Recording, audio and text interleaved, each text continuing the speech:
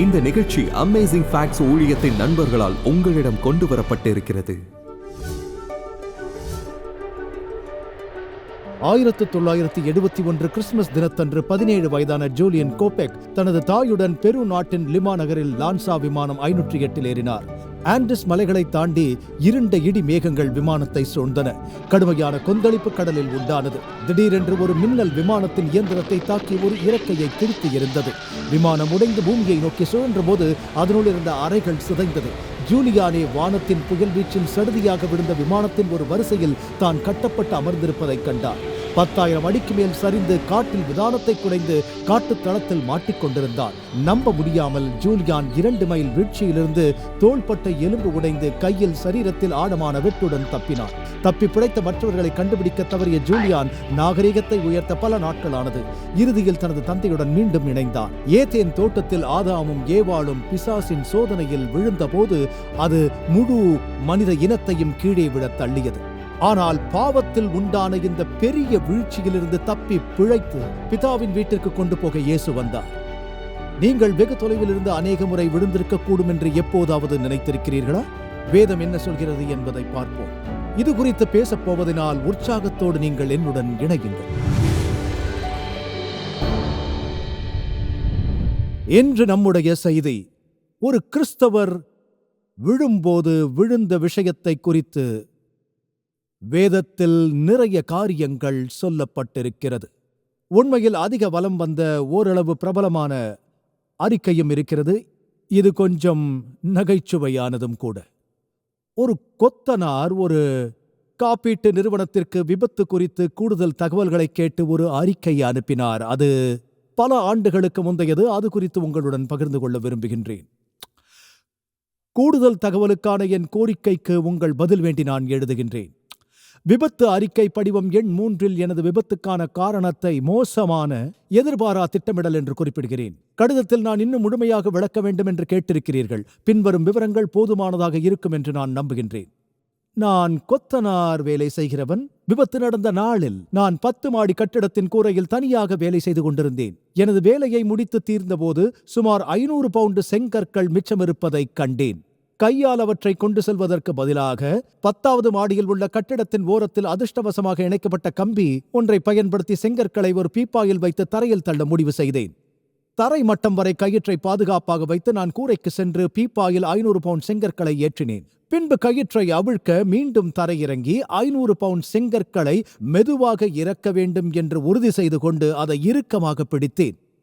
135 bound எடையுள்ள விபத்து என்ற அறிக்கை படிவத்தின் பகுதி 11 நீங்கள் இதை கவனிக்க வேண்டும். நான் திடுக்கிட்டதினால் திடீரென்று தரையில் துண்டித்து விழுந்தேன். தன்னிலை அப்படியே மறந்து போனேன். கயிற்றை விட மறந்து கட்டிடத்தின் பக்கவாட்டில் விரைவாக பிடித்துக் கொண்டேன் என்று சொல்ல தேவையில்லை. 5வது மாடிக்கு அருகில் பக்கவாட்டில் பீப்பாய் கீழே வருவதை நான் பார்த்தேன். தோள்பட்டை எலும்பு முறிந்து மண்டை உடைந்து போனது. அதிர்ஷ்டவசமாக இந்த நேரத்தில் நான் மீண்டும் என் நிலையை மீட்டெடுத்தேன். என் வலியையும் மீறி கயிற்றை இறுக்கமாக பிடிக்க முடிந்தது.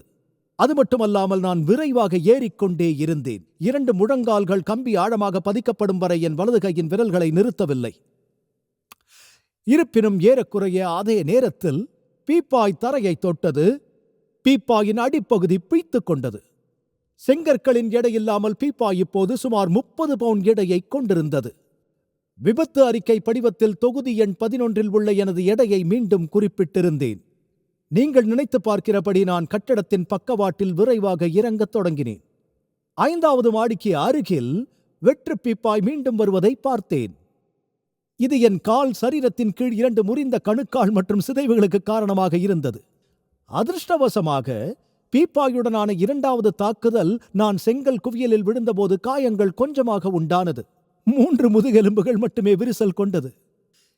எப்படியோ இந்த புகாரை நான் அளிக்கிறேன். செங்கற்கள் உண்டாக்கின வலியால் நிற்க முடியாமல் அங்கு அதன் மீது படுத்து விட்டேன். இன்னும் இருக்கிற வெற்று பீப்பாயின் 10 கதைகளை மறந்து போனதால் என் மனநிலையை இழந்தேன். இது ஒரு வகையான வேடிக்கை.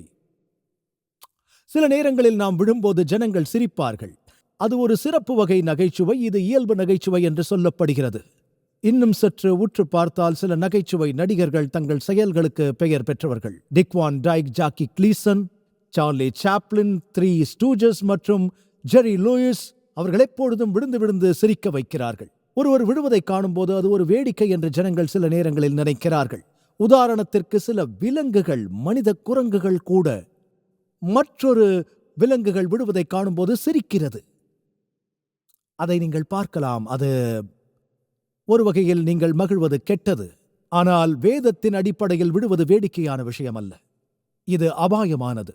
அது மட்டுமல்லாமல் இன்று நாம் உலகில் காணும் வேதனையும் மரணமும் பாடுகளும் வீழ்ச்சியின் விளைவு. ஏதேன் தோட்டத்தில் மனிதனுக்கும் தேவனுக்கும் அவருடைய வார்த்தைக்கும் விசுவாசமாக இருப்பதற்கான ஒரு எளிய சோதனை கொடுக்கப்பட்டது. அது உண்மையில் ஒருவிதமான சுய ஆராதனை. ஆதாமும் ஏவாளும் கர்த்தரை நம்பாததாலும், சர்ப்பம் வாக்கு கொடுத்தபடி தேவர்களைப் போன்ற வல்லமைகளை அவர்கள் விரும்பியதாலும் விழுந்து போனார்கள். ரோமர் 5:12. எப்படியாக ஒரே மனுஷனாலே பாவமும் பாவத்தினாலே மரணமும் உலகத்திலே பிரவேசித்தது போலவும், ஆகவே அனைவரும் பாவம் செய்ததால் மரணம் எல்லா மனிதர்களுக்கும் வந்தது. ரோமர் 3:23. எத்தனை பேர் பாவம் செய்தார்கள்? அனைவரும் பாவம் செய்தார்கள், தேவனுடைய மகிமையை குலைத்து போட்டார்கள். ஆதாம் ஏவாள் வீழ்ச்சியால் நாம் அனைவரும் அதை அனுபவிக்கின்றோம். பாஸ்டர் தனது 5 வயது மகனுடன் ஆதாம் மற்றும் ஏவாளை பற்றியும் தோட்டத்தில் உண்டான சோதனையை பற்றியும் பேசிக் கொண்டிருந்தார். நாம் என்ன கற்றுக்கொண்டிருக்கிறோம் என்றார். மகன் சர்ப்பங்களுடன் விளையாடக்கூடாது என்றார். அது இன்னும் நல்ல அறிவுரை. பிசாசுக்கு செவிசாய்க்கக்கூடாது. இப்போது அது தேவாலயத்தில் விழுந்து போன ஒரு நபரை குறித்து நம் வேத வாசிப்பில் நம் கதைக்கு நம்மை கொண்டு வருகிறது. அப்போஸ்தலர் 20ஆம் அதிகாரத்தில் நீங்கள் காணும் ஐத்திக நிகழ்வு. உங்களை மீண்டும் அங்கு அழைத்துச் செல்ல நான் இப்போது விரும்புகிறேன். ஆசியா பிராந்தியத்தில் பவுல் பிரசங்கித்துக் கொண்டிருந்தார். மறுநாள் வெளியேறப் போகிறார்.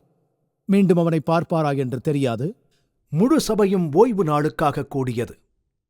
ஓய்வு நாளை அவர்கள் முடித்தார்கள். இப்பொழுது தொழில்நுட்ப ரீதியில் அது வாரத்தின் முதல் நாள். அவர் பிரசங்கிக்கிறார். இரவில் அவர்களிடம் LED விளக்குகள் இல்லை, ஜ்வலிக்கிற பல்புகள், ஒளிரும் விளக்குகள் இல்லை. அவர்கள் விளக்குகளை பயன்படுத்தினர். இந்த எண்ணெய் விளக்குகள் சிறிது எண்ணெய் ஊற்றி எரிய செய்ய வேண்டும். மேலறையில் பல விளக்குகள் இருந்தன என்று அதில் சொல்கிறது. அவர்கள் குறிப்பிடுகிற காரணம் என்னவென்றால், நிறைய விளக்குகள் இருந்தால் பெரும்பாலும் சில புகை போக்கி வெளிவரும். பிறந்தநாள் கேக்கில் ஒருவர் அநேக மெழுகுவர்த்திகளை எரிய வைக்கும் போது உங்களுக்கு எப்போதாவது மூச்சு திணறி இருக்கிறதா? அதனால் இந்த வாலிபன், ஆம், நான் ஜன்னலுக்கு சற்று அருகில் உட்காரப் போகிறேன் என்று உட்கார்ந்து கொண்டான். கட்டிடம் ஜனங்களால் நிறைந்திருந்தது. விளக்குகளின் புகையால் அந்த இடம் நிரம்பியிருந்திருக்கும். ஐத்துக்கு ஒரு நல்ல இருக்கை கிடைத்ததாக நினைத்தான். அந்த கல் சாளரத்தின் மேல் சாய்ந்து 3 அடுக்குகள் மேலே வந்து சுத்தமான காற்றை சுவாசிக்க முயன்றிருப்பான். பிரசங்கத்தில் தனது செவியை சாய்த்திருந்தான். பவுல் பிரசங்கத்தை நீண்ட நேரம் செய்ததால் ஐத்துக்கு தூக்கத்தால் நித்திரை மயக்கமடைந்தான். தனது ஆபத்தான இடத்தை உணரவில்லை. சாளரத்தின் விளிம்பில் தூங்கக்கூடாது. அவன் நிலை குலைந்து போய் ஜன்னலுக்கு வெளியே விழுந்தான். 3ஆம் அடுக்கிலிருந்து கீழே விழுந்தான். மரித்தவனாய் எடுக்கப்பட்டான். பெற்றோரும் ஜனங்களும் கீழே ஓடி அவனை தழுவிக்கொண்டனர். ஆனால் அவன் கீழே விழுந்து மரித்தவனாக இருந்தான். இது ஆபத்தானது. பவுல் மோசமாக உணர்கிறார். ஏனென்றால் நீண்ட நேரம் பிரசங்கித்ததால் அது நடந்தது. அவர் கீழே செல்கிறார். இது சுவாரஸ்யமானது. ஐத்துக்கு விழுந்தவுடனே பவுல் இறங்கி போய் அவன் மேலே விழுந்து அவனை அணைத்துக் கொண்டு ஜெபிக்கிறார். மேலும் அவர் கூடி வந்த கூட்டத்தினரிடம், கலங்காதிருங்கள், இவன் உயிர் இவனுக்குள் இருக்கிறது என்றார். அப்போஸ்தலர் 20ஆம் அதிகாரத்தில் இருக்கிறீர்கள். பவுலின் நம்பிக்கை மிகவும் வலுவானது. அவர் அநேக அற்புதங்களை செய்திருக்கிறார். கல்லெறியப்பட்ட போது மீண்டும் உயிரோடு வந்திருக்கிறார். பவுல் தன்னை உயிர்த்தெழுப்பவில்லை, ஆனால் தேவன் அவரை எழுப்பினார். அதிசயம் நிகழ்ந்தது. வாலிபன் மரித்து போனான். பவுல் சென்று அவனை அணைத்துக் கொண்டார். உங்களுக்கு தெரியும், எலியாவும் எலிசாவும் சிறுவனை உயிர்த்தெழுப்பிய போது பவுல் நிகழ்வை மீண்டும் நினைத்துக் கொள்ளலாம். அவர்கள் இருவரும் சரீர தொடர்பினால் அதை செய்தார்கள். ஒரு சந்தர்ப்பத்தில் எலிசா தன்னோடு சிறுவனை அணைத்துக் கொண்டார். கலங்காதிருங்கள், இவன் உயிர் இவனுக்குள் இருக்கிறது என்றார். அதனால் மிகுந்த மகிழ்ச்சி உண்டானது. இப்போது அவன் எப்படி விழுந்தான்? இங்கே அவன் ஒரு அங்கத்தினன். அவன் தேவாலயத்தில் இருக்கிறான். பிரசங்கத்தை கேட்டுக்கொண்டிருந்தான். எங்கே அமர்ந்திருந்தான்? சாளரத்தின் விளிம்பிற்கு அருகில். தேவாலயத்திலிருந்து எப்படி வெளியே போவார்கள்? அவர்கள் விளிம்பில் நின்று கொண்டிருப்பார்கள். உள்ளுக்குள் இருந்திருந்தால் அவனுக்கு கஷ்டமாக இருந்திருக்கலாம். சாளரத்தின் விளிம்பில் இருக்கவே விரும்பியிருக்கிறான். பிசாசு யாரை தாக்குவான் என்று தெரியுமா உங்களுக்கு? விளிம்பில் இருப்பவர்களை. ஓநாய் யாரை பின்தொடரும்? விளிம்பில் இருக்கும் ஆட்டுக்குட்டிகளை. தேவாலயத்தில் விளிம்பில் இருக்கும் நிறைய பேர். இப்போது நான் இக்கட்டிடத்தின் வெளியே உட்கார்ந்திருக்கும் இளைஞர்களுக்கு குறிப்பாக பேசவில்லை. அவர்கள் வாழ்க்கையில் வாரத்திற்கு ஒரு முறை தேவாலயத்திற்கு வருகிறார்கள், ஒன்றிணைந்து இருக்க விரும்புகிறார்கள், ஆனால் விளிம்பில் வாழ்கிறார்கள். அது மட்டுமல்லாமல் அவர்கள் ஆலயத்தில் ஒரு அடி வைத்திருக்கிறார்கள், உலகில் ஒரு அடி வைத்திருக்கிறார்கள். நீங்கள் பாதுகாப்பாக இருக்க விரும்பினால் நீங்கள் மந்தையின் நடுவில் சரியாக இருக்க வேண்டும். ஆமென். ஒன்றிணையுங்கள், மத்தியில் தங்கியிருங்கள், உறுதியாயிருங்கள், ஆசீர்வாதமாக இருக்க வேண்டும். நீங்கள் மிகவும் பாதுகாப்பானவராக இருக்க வேண்டும். ஒரு கிறிஸ்தவராக, சபையில் அங்கத்தினராக அதிக வாஞ்சையோடு இருக்க வேண்டும். இது கிரானைட் பேயில் இருக்கும் எங்கள் குறிக்கோள்களில் ஒன்று. நாங்கள் இளைஞர்களை இசையில், வேத வாசிப்பில் ஈடுபடுத்த முயற்சிக்கிறதை நீங்கள் பார்க்கிறீர்கள். ஊடகங்களில் தன்னார்வ தொண்டு செய்கிறார்கள், உற்சாகத்தோடு உதவுகிறார்கள். இளைஞர்களை ஈடுபாட்டுடன் வைத்திருப்பது மிகவும் முக்கியம் என்று நான் நினைக்கிறேன். அவர்கள் விசுவாசத்தில் வாழ்வதற்கு நிறைய வாய்ப்புகள் உள்ளன. அவர்கள் விளிம்பிற்கு அருகில் அமர்ந்து காற்றோட்டமான நீண்ட பிரசங்கங்கள் என்றால் அவர்கள் விழ வாய்ப்புள்ளது. விழுவது இளைஞர்கள் மட்டுமல்ல, அது நம் அனைவருக்கும் கூட நடக்கும். அப்போஸ்தலர்கள் வீழ்ந்ததாக வேதம் சொல்கிறது. அப்படி நடக்கும் என்று இயேசு முன்னறிவித்திருந்தார். மத்தேயு 26 அதிகாரம் 31வது வசனம். இயேசு சொல்கிறார், இதை நான் ஆங்கில நிலை பதிப்பிலிருந்து படிக்கின்றேன். நீங்கள் எல்லாரும் வீழ்வீர்கள் என்றார். கிம் ஜேம்ஸ் பதிப்பு, நீங்கள் எல்லாரும் இடரல் அடைவீர்கள். ஆனால் அந்த வார்த்தை, அப்பொழுது இயேசு அவர்களை நோக்கி, மேய்ப்பனை வெட்டுவேன், மந்தையின் ஆடுகள் சிதறடிக்கப்படும் என்று எழுதியிருக்கிறபடி இந்த ராத்திரியிலே நீங்கள் எல்லோரும் என் நிமித்தம் இடரல் அடைவீர்கள். பேதுரு கிறிஸ்துவை மறுதலித்தது எப்படி? மார்க் 14 அதிகாரத்தில் நீங்கள் படித்திருக்கிறீர்களா? இயேசு பிடிபட்ட பின் பேதுரு தூரத்திலே அவருக்கு பின்தொடர்ந்தார் என்று சொல்லப்படுகிறது.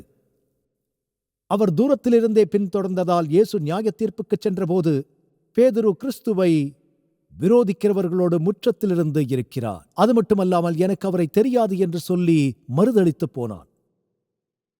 நீங்கள் அதன் நடுவில் இருக்கிறீர்கள். அப்பொழுது எல்லோரும் அவரை விட்டு ஓடிப் போனார்கள். ஜனங்கள் விழும் வழிகளில் ஒன்று, பெருமையினால் விழலாம். பிசாசு விழுந்தது அப்படித்தான். 1 தீமோத்தேயு 3:6.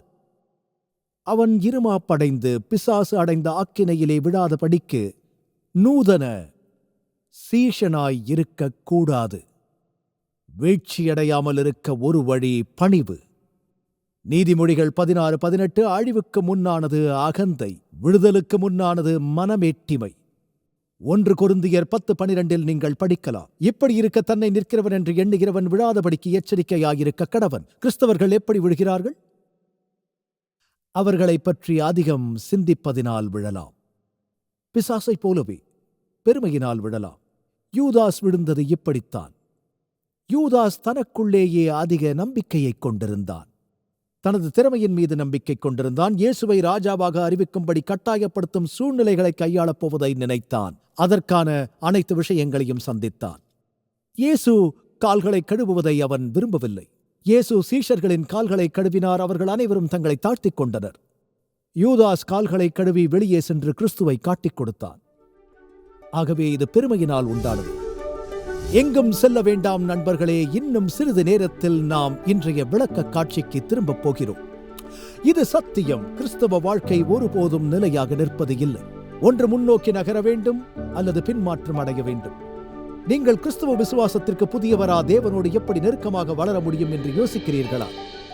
அல்லது நீங்கள் பல ஆண்டுகள் விசுவாசியாக இருந்தும் அவருடன் நடப்பதில் தேக்கமடைந்து வருவதை உணர்கிறீர்களா? அல்லது கிறிஸ்தவ பாதையில் முன்னோக்கி நகர இன்னும் ஏதாவது செய்ய முடியுமா என்று யோசிக்கிறீர்களா? அற்புத உண்மைகள் உங்கள் கைகளில் ஒன்றை கொடுக்க விரும்புகின்றன. அது நிச்சயமாக ஒரு வித்தியாசத்தை ஏற்படுத்தும். கிறிஸ்துவிடம் செல்லும் வழி என்ற உன்னதமான புத்தகத்தை உங்களுக்கு அனுப்ப விரும்புகிறோம். இந்த 13 சக்தி வாய்ந்த அதிகாரங்கள் கிறிஸ்தவ வளர்ச்சியின் முக்கியமான கட்டங்களில் ஒரு எழுச்சியூட்டும் பயணத்திற்கு உங்களை அழைத்துச் செல்லும். ஒவ்வொரு முறையும் இந்த புத்தகத்தை நான் படிக்கும் போது அது என்னை தேவனிடம் நெருக்கி ஏவுகிறது. தயங்க வேண்டாம். இப்பொழுதே அழைத்து உங்கள் இலவச நகலை இன்றே பெறுங்கள். பின்னர் நீங்கள் எனக்கு நன்றி சொல்வீர்கள். உங்கள் இலவச நகலை பெற திரையில் காணும் தொலைபேசி எண்ணை அழைத்து சலுகை எண் 369 குறிப்பிடவும் அல்லது இணைய முகவரியை பார்வையிடவும். இந்த நம்ப முடியாத ஆதாரத்தை நீங்கள் படித்த பிறகு உங்கள் நண்பருடன் பகிர்ந்து கொள்ளுங்கள். இன்றைய விளக்க காட்சிக்கு இப்போது திரும்புவோம். மேலும் தேவனுடைய வார்த்தையிலிருந்து இன்னும் சில அற்புதமான உண்மைகளை தெரிந்து கொள்வோம். எபிரேயர் 6:4. இப்போது நீங்கள் கவனமாக இருக்க வேண்டும். தேவன் இரக்கமுள்ளவர், தேவன் மன்னிப்பவர் என்பதற்கு நாம் மிகவும் நன்றியுள்ளவர்களாக இருக்க வேண்டும் என்பது உங்களுக்கு தெரியும். நமக்கு 10 வருட இரக்கம் மட்டுமே இருந்தால் நம்மில் 20 வயதுடையவர்கள் அனைவரும் ஒன்றுமில்லாமல் இருப்பார்கள். தேவன் இரக்கமுள்ளவர், மிகவும் பெரியவர். ஆனால் தேவனின் கிருபையை நீங்கள் கருத்தில் கொள்ள ஆபத்தும் இருக்கிறது. ஒரு வசனம் சொல்கிறது. இந்த வசனத்தை குறித்த கேள்விகளை நம் வேதாகம நிகழ்ச்சியில் தவறாமல் பெறுகிறோம். ஏனென்றால் அது எந்த நம்பிக்கையையும் விட்டு வைக்கவில்லை. கவனியுங்கள். எபிரேயர் 6:4 இது வேதத்தில் இருக்கிறது. நீங்கள் அதை பார்க்க வேண்டும். கடினமான வசனம். ஏனெனில் ஒரு தரம் பிரகாசிக்கப்பட்டும் பரம ஈவை ருசி பார்த்தும் பரிசுத்த ஆவியை பெற்றும் தேவனுடைய நல் வார்த்தையையும் இனிவரும் உலகத்தின் பெலன்களையும் ருசி பார்த்தும் மறுதளித்து போனவர்கள் தேவனுடைய குமாரனை தாங்களே மறுபடியும் சிலுவையில் அறைந்து அவமானப்படுத்துகிறபடியால் மனம் திரும்புகிறதற்கு ஏதுவாய் அவர்களை மறுபடியும் புதுப்பிக்கிறது கூடாத காரியம். இந்த நன்மைகள் அனைத்தையும் பெற்றவர்களுக்கும் இது சாத்தியமற்றது என்று இங்கே அவர் நமக்கு சொல்கிறார். அவர்கள் வீழ்ந்து போனால், வேறு விதமாக சொல்வதானால் அவர்கள் தேவனின் ஒவ்வொரு விசேஷித்த வரங்களையும் இழந்து போனால் தேவன் இன்னும் வேறு என்ன செய்ய முடியும்? பேதுரு விவரிக்கிறார். நாய் தான் கக்கினதை தின்னவும் கழுவப்பட்ட பன்றி சேற்றிலே புரளவும் திரும்பினது என்று சொல்லப்பட்ட மெய்யான பழமொழியின்படியே அவர்களுக்கு சம்பவித்தது. விழுகிற சிலர் மீண்டும் எழுந்திருக்க முடியாது. ஏனென்றால் அவர்களுக்கு எல்லா நன்மைகளும் கொடுக்கப்பட்டிருக்கிறது. மேலும் அவர்கள் எல்லா நன்மைகளையும் ருசி பார்த்தவர்கள். நான் உங்களை அதைரியப்படுத்த விரும்பவில்லை. சிலர் ஒரு விசுவாசி தேவனை விட்டு திரும்பினால் அவர்களை ரட்சிக்க முடியாது என்று அதற்கு அர்த்தமா? ஊதாரி மகனின் கதையை நீங்கள் என்ன சொல்வீர்கள்? தாவீது, பேதுரு, மோசே ஆகியோர் தங்களின் மனநிலை இழந்ததை நீங்கள் என்ன சொல்வீர்கள்? எனவே கிறிஸ்தவர்கள் விழுந்து போகிறார்கள். தேவன் பொறுமையாக இருக்கிறார். அப்போஸ்தலர்கள் அவர்கள் நான் சொன்னது போல் கர்த்தரை மறுதலித்தார்கள். தேவனின் கிருபைக்கு நாம் மிகவும் நன்றியுள்ளவர்களாக இருக்க வேண்டும். அபாயங்களை தெரிந்து கொள்கிறீர்கள். விளிம்பிற்கு அருகில் நிற்கிறீர்கள். மோட்டார் சைக்கிள் சவாரி செய்வது போன்ற திருப்பங்களில் நீங்கள் இவ்வளவு தூரம் சாய்ந்து போகலாம் என்று யோசித்துக் கொண்டே விழுந்து போனதினால் அந்த விஷயம் என்ன என்பதை உங்களால் பார்க்க முடியும். ஜீவனை இழந்து போகலாம். நீங்கள் நினைக்கும் சமநிலை எங்கு இருக்கிறது? அந்த காரியத்தை எப்போது அடைவீர்கள் என்று உங்களுக்கு தெரியாது. அந்த காரியத்தையும் வழியையும் கண்டுபிடிக்க விரும்புவதில்லை. ஆனால் நீங்கள் விழுந்து போனதிலிருந்து கற்றுக்கொள்ளலாம். உங்களில் எத்தனை பேர் கைகளை உயர்த்துவதன் மூலம் நீங்கள் நடக்க கற்றுக்கொள்ளும் போது விழுந்து போனதாக நினைக்கிறீர்கள்? அது ஒவ்வொரு கையிலும் இருக்கிறது, சரிதானே? எனவே பரிமாற்றத்தால் கற்றுக்கொள்ள வேண்டியவை நிறைய இருக்கிறது. குறிப்பிட்ட அளவு வீழ்ச்சி எதிர்பார்க்கப்பட்டது தெரியுமா? தொடக்க கால கிறிஸ்தவர்களையும் நான் நினைப்பது உண்டு. பரிபூரண உலகில் ஒருவர் கிறிஸ்துவிடம் வந்து இயேசுவை ஏற்றுக்கொள்ளும் போது முழு விசுவாசம் இருந்தால் மீண்டும் ஒருபோதும் பாவம் செய்ய மாட்டார்கள். அது மிகவும் யதார்த்தமானது அல்ல என்று நான் நம்புகின்றேன். ஒருவர் முதலில் கிறிஸ்துவுக்குள் வரும்போது ஒருபோதும் பாவத்திற்கு ஒப்புக் கொடுக்க மாட்டார்கள். தவறாக புரிந்து கொள்ளாதீர்கள். ஆனால் பொதுவாக நாம் தேவனுக்குள் நடப்பதற்கான புதிய வழியை கற்றுக்கொள்ளும் போது தவறு செய்வோம். ஏசாயா 1 வேதம் கூறுகிறது, நன்மை செய்ய படியுங்கள் என்று. அது ஒரு கற்றல் செயல்முறை. அதாவது எதை குறித்தும் உங்களுக்கு ஒன்றும் தெரியாது. நீங்கள் நிறைய தவறுகளை அறியாதிருக்கிறீர்கள். அநேக வழிகளை கற்றுக்கொள்ள வேண்டும். இப்போது குட்டி கழுகுகள், ரீங்காரம் செய்யும் பறவைகள் என கழுகுகள் வேறுபடும் என்பது உங்களுக்கு தெரியும். முதலில் கூட்டை விட்டு வெளியேறும்போது பறக்கும். இது அவைகளுக்கு தெரிந்தது. கற்றல் இல்லை. அவைகளுக்கு உரிமம், மருத்துவம் எதுவும் கிடையாது. ஆனால் அவைகள் பறக்கும். கழுகுகள் வித்தியாசமானது. அவைகள் ஒருவிதமாக தொங்கும். சில கழுகுகள் பிழைக்காது. 5 கழுகுகளில் ஒன்று அதன் முதல் பறப்பில் பறந்து விடாது என்று நான் கேள்விப்பட்டேன். கழுகு கூடுகள் பொதுவாக மிக உயரமாக இருக்கும். கற்றுக்கொள்ள நேரம் எடுக்கும். அவைகள் கூட்டிலிருந்து பறக்க காத்திருக்கும். காற்று வீசும் வரை அவைகள் காத்திருக்கும். அவைகள் கூட்டுக்கு மேலே வட்டமிட்டு இறக்கைகளை உள்ளே இழுத்துக் கொள்ளும். அவைகள் வட்டமிட்டு உள்ளே தங்களை இழுத்துக் கொள்ளும். சில நேரங்களில் முதலில் அவைகள் பறக்கத் தொடங்கும் போது அவற்றின் பெற்றோர் அவைகள் கட்டுப்பாட்டை இழக்கிறோம் என்பதை உணரும்போது அவைகளை பிடித்து எளிதாய் கீழே தள்ளிவிடும். அப்படி இல்லை என்றால் மீண்டும் அவைகளை மேலே தூக்கிவிடும். தேவன் இஸ்ரவேலருடன் பேசும்போது அந்த வார்த்தையை பயன்படுத்துகிறார். நான் உங்களை கழுகுகளுடைய செட்டைகளின் மேலே சுமந்தேன் என்று சொல்கிறார். ஒரு கற்றல் செயல்முறை சம்பந்தப்பட்டதாக இருக்கிறது. சில நேரங்களில் நாம் கற்றுக்கொள்ள நேரம் எடுக்கும். எனவே சோர்வடைய வேண்டாம். சில நேரங்களில் நாம் வீழ்ந்து போகும்போது சோதனைகள் மூலமாகவும் கற்றுக்கொள்கிறோம். இப்போது நீங்கள் பின்மாற்றத்திலிருந்து வெளிவர முடியும். அதுதான் நான் உங்களுக்கு சொல்ல வேண்டிய விஷயங்களில் ஒன்று. நான் கைகளை உயர்த்தச் சொல்ல மாட்டேன். நீங்கள் நேர்மையாக இருந்தால் ஒவ்வொரு கையும் உயரும் என்று நான் எதிர்பார்க்கிறேன். நம்மில் எத்தனை பேர் ஒரு கட்டத்தில் வெவ்வேறு அளவுகளில் தேவனோடு நடக்க முற்பட்டிருக்கிறோம். நாம் கீழ்ப்படிவதில்லை. அது மட்டுமல்லாமல் நாம் செய்யக்கூடாது என்று ஒரு விஷயத்தை தெரிந்தே செய்கின்றோம். பின்னர் மனம் திரும்புகிறோம். ஆனால் அது எப்போதும் சுலபமாக இருக்காது. எப்படி பிழைக்கிறீர்கள்? நீங்கள் முதலில் நாம் பாவம் செய்தால் என்ன செய்ய மேற்கொள்ளப்படுகிறோம்? பாவத்தை ஆண்டவரிடத்தில் அறிக்கை செய்து மனம் திரும்ப வேண்டும், கர்த்தரிடம் ஜெபிக்க வேண்டும். நம்முடைய பாவங்களை நாம் அறிக்கையிட்டால் எல்லா அநியாயத்தையும் நீக்கி அவர் உண்மையும் நீதியும் உள்ளவராயிருக்கிறார் என்ற வாக்குத்தத்தத்தை சுதந்திரிக்க வேண்டும். தேவன் நம்மை மன்னிப்பாரா? நமக்கு எப்படி தெரியும்? ஏனென்றால் அவர் சொல்லியிருக்கிறார். மன்னிப்பை உணராவிட்டால் என்ன செய்வது? உங்கள் உணர்வின் அடிப்படையில் இருக்க வேண்டாம். ஆனால் என்னை ஆண்டவர் மன்னிப்பதில் சிக்கல்கள் உண்டு. தேவனை விட உயர்ந்த நியாயஸ்தலமாக உங்களை அழைத்துக் கொண்டு இருக்கிறீர்களா? தேவனின் தீர்ப்பை விட உங்கள் தீர்ப்பு முக்கியமானது என்று நீங்கள் நினைக்கிறீர்களா? நான் உன்னை மன்னிக்கிறேன் என்று தேவன் சொன்னால் நாம் மனம் திரும்பினால், சரி, மனம் திரும்புதல் என்றால் என்ன? ஆம், உங்கள் பாவத்திற்காக மனம் வருந்துவது. நீங்கள் மீண்டும் அந்த பாவத்தை செய்ய விரும்ப மாட்டீர்கள். இது குறித்து நீங்கள் அதிகம் கேட்காத மிக முக்கியமான போதனை, ஆனால் இது வேதத்தின் முதன்மை போதனையாக இருக்கிறது. இயேசு மனம் திரும்புதலை பிரசங்கித்ததாக வேதம் கூறுகிறது. யோவான் ஸ்நானகன் மனம் திரும்புதலை பிரசங்கிக்கிறார், சீஷர்கள் பிரசங்கித்தார்கள். நாங்கள் என்ன செய்ய வேண்டும் என்றபொழுது பேதுரு மனம் திரும்புங்கள் என்றார். மனம் திரும்புதல் என்பது பாவத்திற்கான உண்மையான துக்கம். தேவனை புண்படுத்துகிற, அயலவரை காயப்படுத்துகிற, உங்களை நீங்களே காயப்படுத்துகிற காரியங்களில் விட்டுவிடுவீர்கள். கடைசியாக உங்கள் நித்திய இழப்பு முடிந்து போகும். எனவே நீங்கள் பின்மாற்றத்தில் இருந்தால் மனம் திரும்புங்கள், அறிக்கை செய்யுங்கள், விசுவாசியுங்கள். விசுவாசம் என்று ரட்சிப்பு இல்லை. அவர் நம்முடைய பாவங்களை நாம் அறிக்கையிட்டால் பாவங்களை நமக்கு மன்னித்து எல்லா அநியாயத்தையும் நீக்கி நம்மை சுத்திகரிப்பதற்கு அவர் உண்மையும் நீதியும் உள்ளவராயிருக்கிறார். எனவே அவர் சோதிக்க மாட்டார்.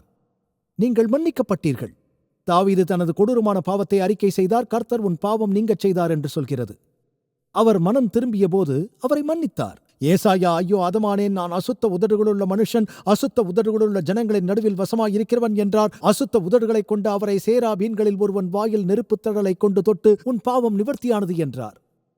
சகேயு நின்று கர்த்தரை நோக்கி, நான் ஒருவனிடத்தில் எதையாகிலும் அநியாயமாய் வாங்கினதுண்டானால் என்றான். இயேசு அவனை நோக்கி, இன்றைய இந்த வீட்டுக்கு ரட்சிப்பு வந்தது என்றார். சிலுவையில், ஆண்டவரே, நீர் உம்முடைய ராஜ்யத்தில் வரும்போது அடியேனை நினைத்தருளும் என்றான். அவன் ஒரு கள்ளன், மோசமானவன். கொலை செய்யாதே என்று சட்டம் சொல்கிறது. இயேசு, இன்றைக்கு நீ என்னுடனே கூட பரதீசில் இருப்பாய் என்று உனக்கு சொல்கிறேன் என்றார். தேவன் உங்களை மன்னிப்பார் என்று விசுவாசியுங்கள். நீங்கள் மன்னிக்கப்பட்டீர்கள் என்று உங்களுக்கு தெரிந்தால் ஆபத்துக்கு உள்ளாக விரும்ப மாட்டீர்கள், வாழ விரும்புகிறீர்கள், வாழ்க்கையின் புதிய பாதையில் நடப்பீர்கள். ஆமென். இப்போது நான் இங்கே ஒன்றை விளக்க விரும்புகிறேன். ஓரிரு தன்னார்வலர்களை தேடுகிறேன். எனக்கு உதவக்கூடிய 2 இளைஞர்கள் எனக்கு வேண்டும்.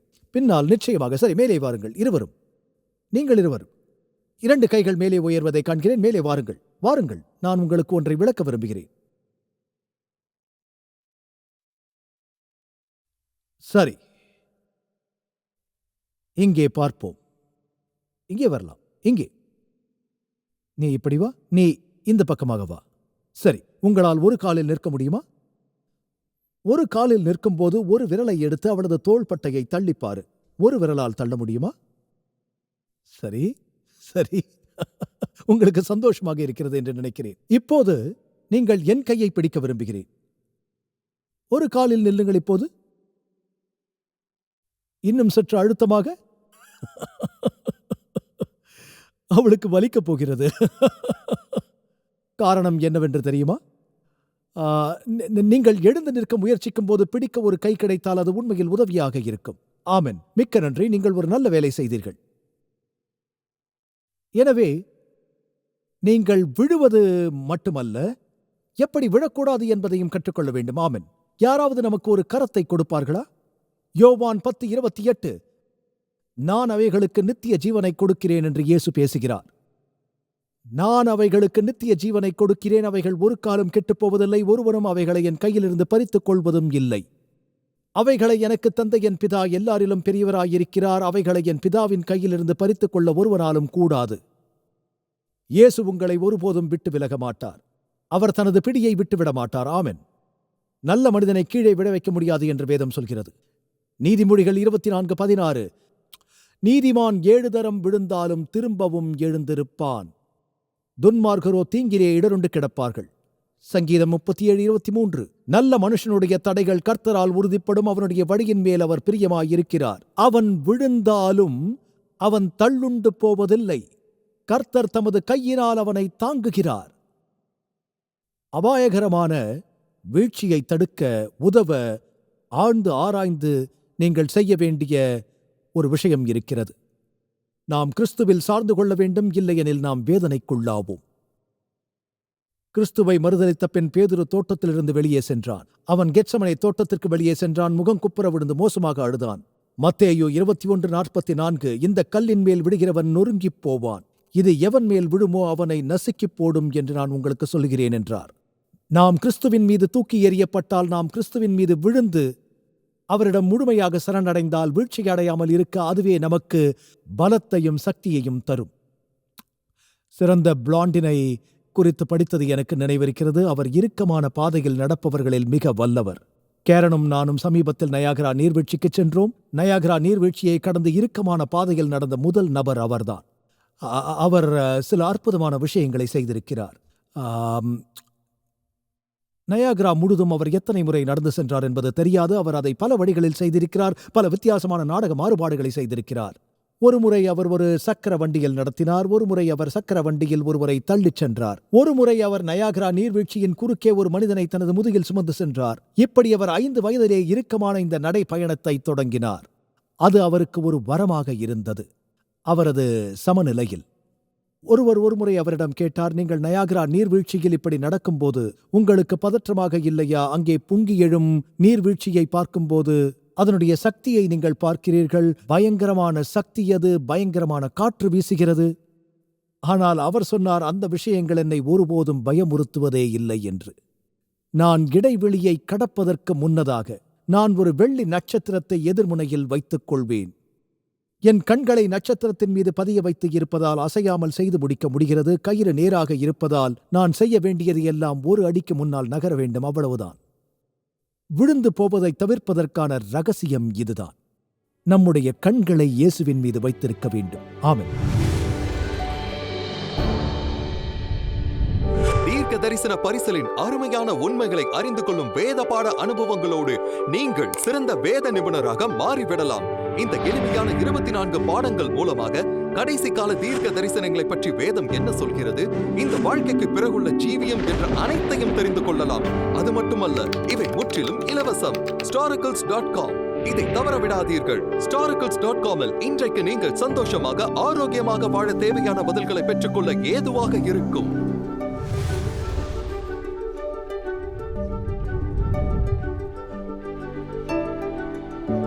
இன்றைய இலவச சலுகையை விண்ணப்பிக்க மறந்து விடாதீர்கள். அது நிச்சயம் ஆசீர்வாதமாக இருக்கும். உங்களது தொடர்ச்சியான ஆதரவுக்கு நன்றி. நாங்கள் இயேசு கிறிஸ்துவின் சுவிசேஷத்தை உலகெங்கிலும் கொண்டு செல்கிறதனால் நீங்கள் அடுத்த வாரம் இணைந்திருக்க உதவி செய்து கர்த்தருடைய வேத வார்த்தைகள் மூழ்கி அற்புத உண்மைகளை ஆராய்ச்சி செய்யும்.